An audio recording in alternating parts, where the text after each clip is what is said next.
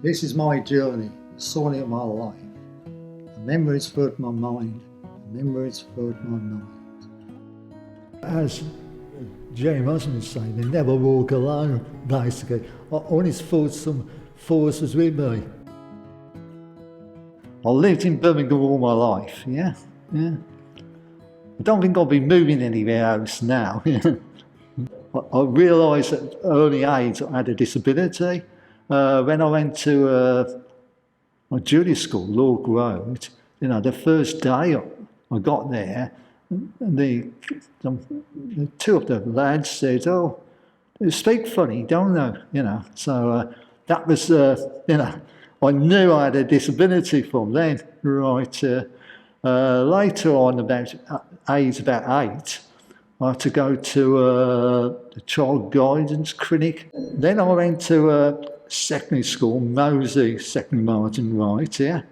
I had problems there because some of the lads noticed I walked really funny and took it out of me, and I had really had a nervous breakdown, and I missed child mum's schooling. So that was, a bit dramatic anyway.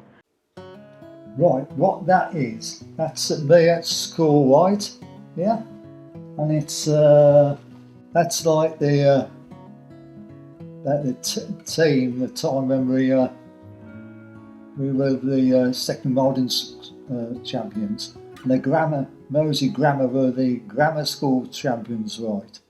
And we beat them 5-1. They thought they were going to beat us, and we beat them at chess.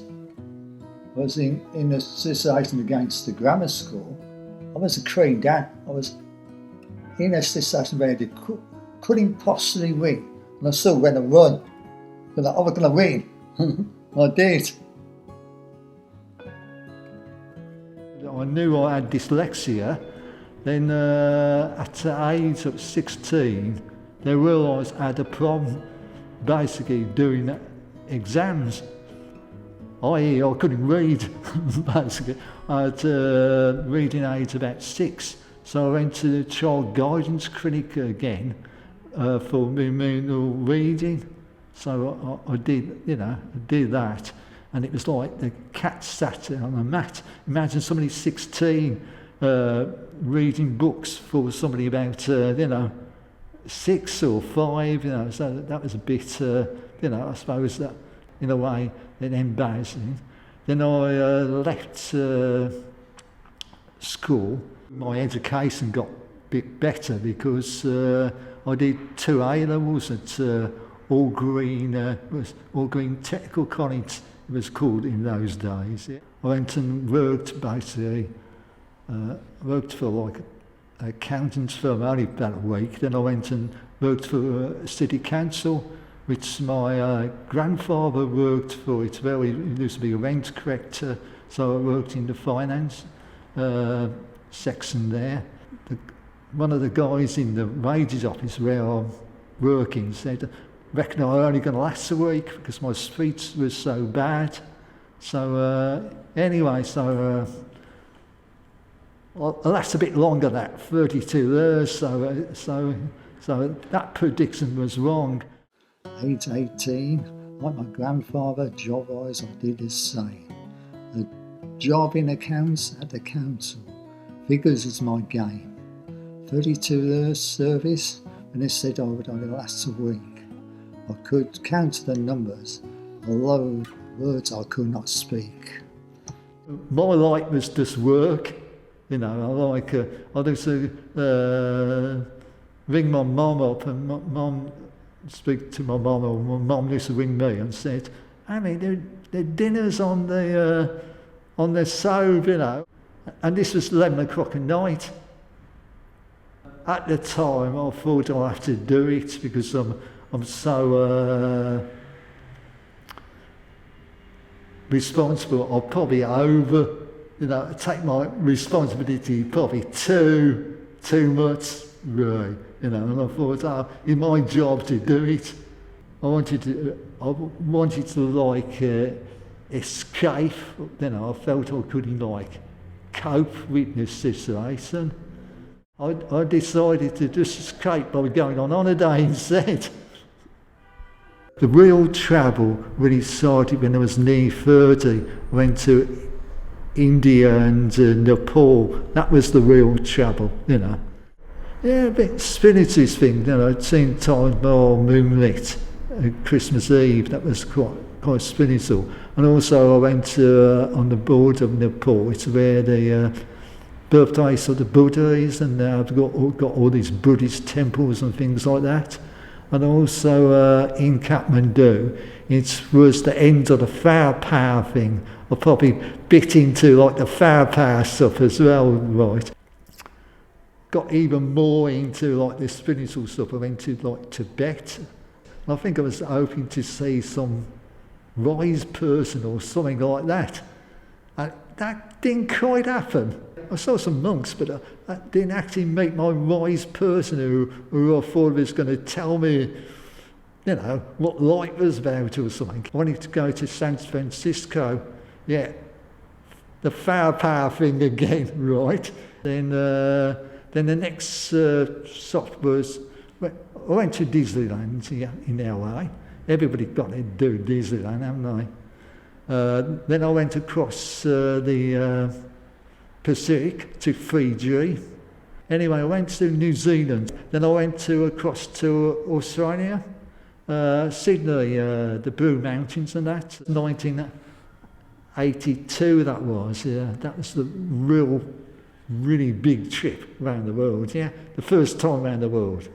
I did the work for people who could not talk. I travelling around the world, reached a new height. I found this sort of light with the Holy Grail in sight.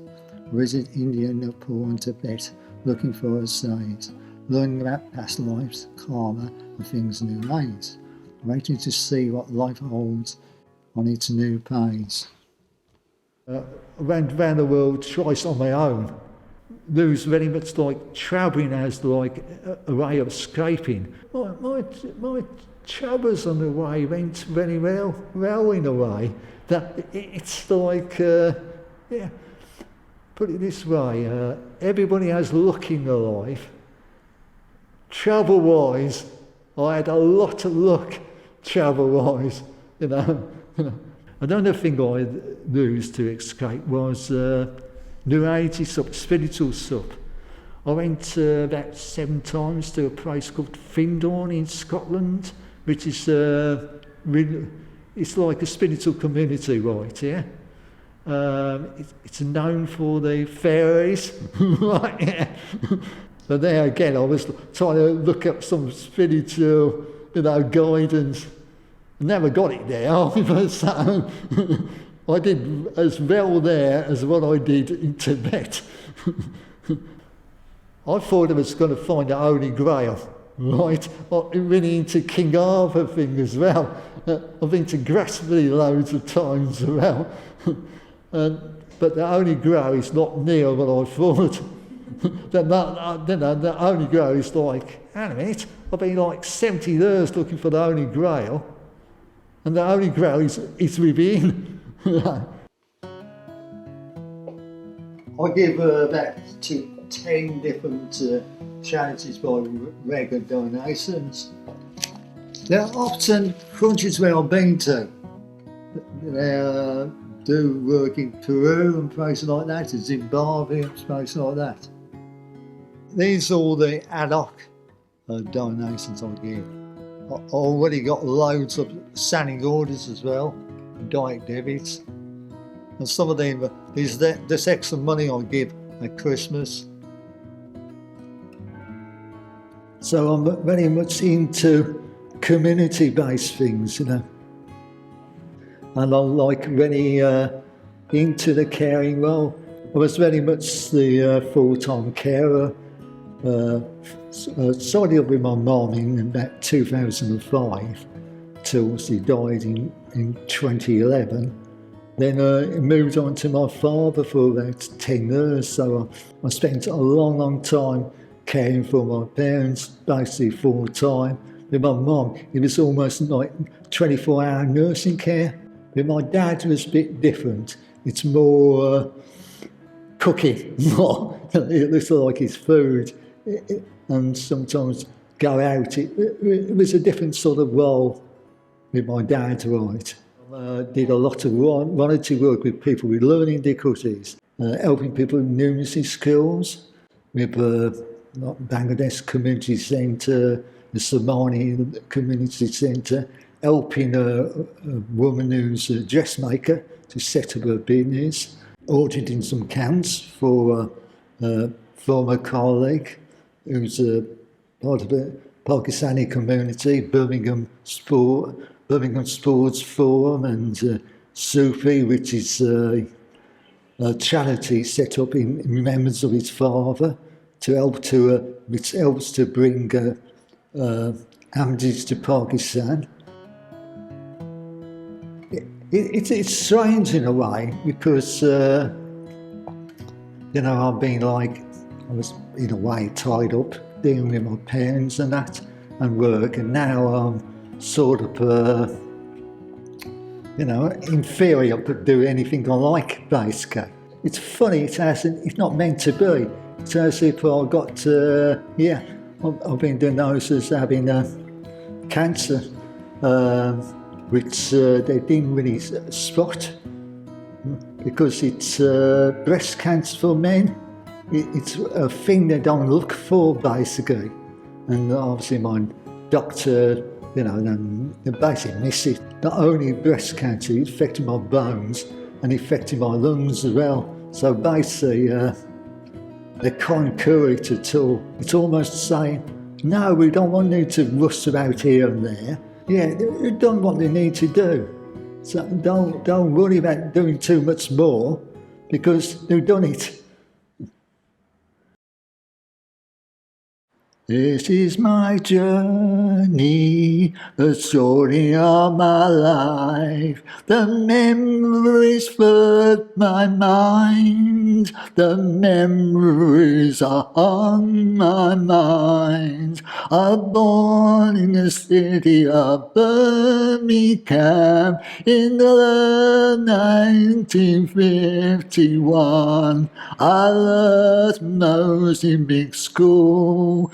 I try to not be late, sporting hero chess. We bet the grammar school checkmate. 889, my grandfather. Job wise, I did the same. A job in the council. Vegas is my game. 32 the service, and I said only weeks as a week. I could count the numbers, although the words I could not speak. I did the walk, the people could not talk. My traveling round the world reads a new height. I found a sort of light with the Holy Grail inside. I visited India, Nepal and Tibet, looking for a saint. Learning that past life karma and things new age. I'm waiting to see what life holds on its plains.